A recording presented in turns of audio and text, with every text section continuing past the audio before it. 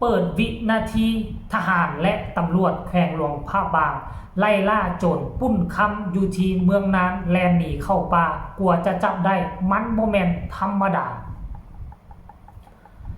ทักทายสบายดี FC ทุกทานกันแล้วกัน FC ที่เคารพและนับถือที่ฮักแพงเป็นอย่างสูงท่านผู้ชม FC แฟนคลับทั้งฝั่งไทยและกับพี่น้องทั้งฝั่งลาวเนาะคลิปนี้จะเปิดเนาะวินาทีปฏิบัติการไล่ล่าโจรปุ้นห้านคำใหญ่ที่สุดอยู่ในเมืองนานแขวงหลวงพระบางเนาะซึ่งคนแรกจับได้ภายในค่ำคืนของวันที่25ห่างจากเวลาที่เกิดเหตุก็สิประมาณ 3-4 ชั่วโมงก็จับได้แล้วอีกคนนึงนั่นจับบ่ได้มันมีเกิดการไล่ล่ากันเนาะคนนี้แล่นหนีเข้าป่าละหกละเหิน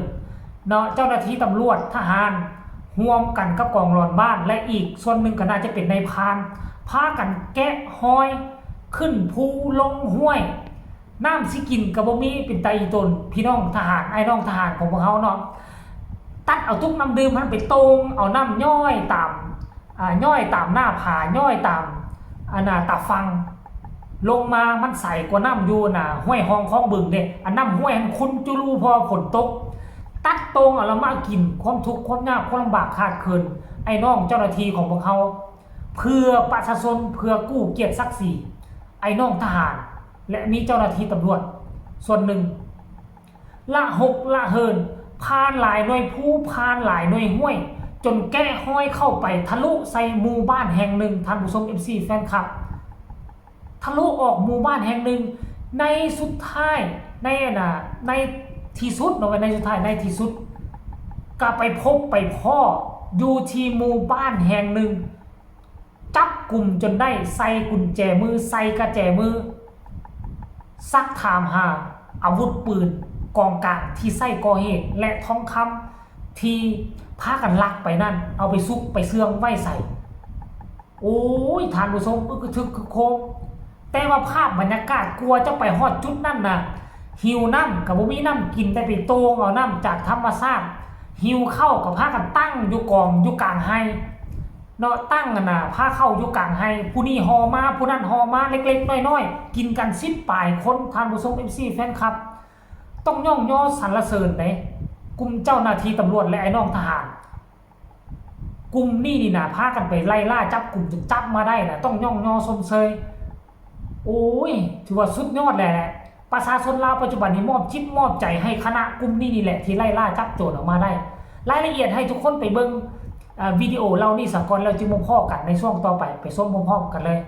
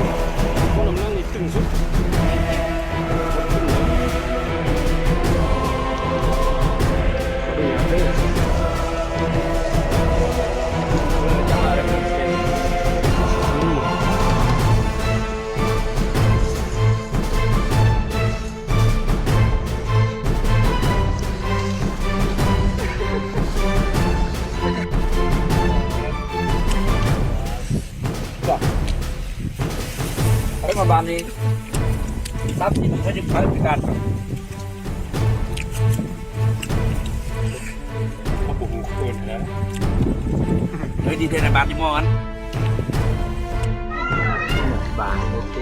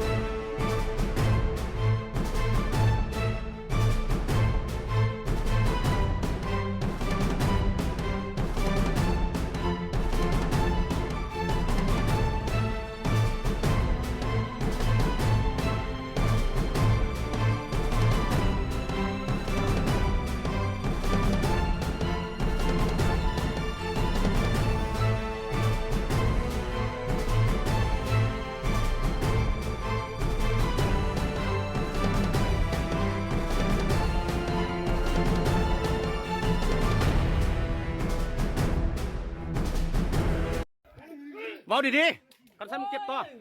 ปืนมึงไว้ซะบอกดีๆปืนไว้ซะปืนนะฮะส่วนใดมอนี่ตี วิดีโอที่ทุกท่านได้ส้มไปแล้วนั้นมีทั้งวิดีโอแล้วก็มีทั้งภาพนิ่งก็จะเห็นได้ว่าเนาะบุกบืนฟ้าฟันสมกับเป็นหัวของซากสมกับพ่อแม่ประชาชนไว้เนื้อเสื้อใจฝากฝังชีวิตเอาไว้ให้ได้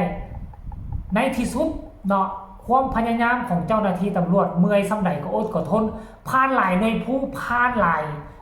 ให้ของประชาชนน่ะทั้งหัวทั้งให้ทั้งส่วนทั้งหน้าผ่านไปถือว่ามันเก่งหลายโจรผู้ที่สองนี่นะบ้านเมืองมันอยู่เมืองจอมเพชรแต่มันแลนเข้าป่าพาดงอยู่แถวเมืองน่านนี่โอ้โหในที่สุดความพยายามอยู่บนไหนความสำเร็จกับอยู่หันอยากให้เจ้าหน้าที่ตำรวจเจ้าหน้าที่ทหารกลุ่มอื่นแขวงอื่นเมืองอื่นเอาให้เป็นแบบอย่างต้องเอาใจสู้แบบนี้โจรมันจะหนีไปใส่รอดมันมีเพียงแต่คนสองคนเจ้าหน้าที่ตำรวจเจ้าหน้าที่ทหารของเขามีเป็นร้อยเอาละที่ล่ะช่วยกันสกัดกั้นในที่สุดมันก็ต้องประสบผลสำเร็จในเมื่อเขามีความสามัคคีจับมือกันนี่แหละจะเป็นนิมิตหมายอันสำคัญที่เฮ็ดให้เนาะการทำงานของเจ้าหน้าที่ของเขามีมาตรฐานและการลายเคสลายแขกก็จะเอาแบบอย่างขั้นท่าก่อนแล้วนี่มีเหตุแบบนี้เกิดขึ้นอยู่ภาคพื้นอื่นมองอื่นก็ต้องในบึกบืนฝ่าฟันถ้ายังจับบ่ได้จะเสียหน้าเสียตาให้ทั้งโรงพยาบาลเขาได้โรงพยาบาลเขาเก่ง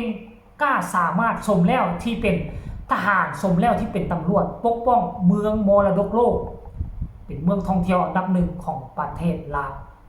ท่านผู้ชม FC แฟนคลับคลิปนี้ก็นำเสนอเพียงแต่ซ้ำนี้ฝากทุกคนกดไลค์กดแชร์กดติดตามไว้ในเพื่อจะบ่พลาดในคลิปต่อไปที่สำคัญอย่ากดข้ามโฆษณาผู้ใดมีคำตำหนิติชมคำคิดคำเห็นแนวใดต่อเหตุการณ์ครั้งนี้ก็สามารถส่งข่าวมาใต้คอมเมนต์ก็แล้วกันสำหรับคลิปนี้ขอกล่าวคำว่าสวัสดี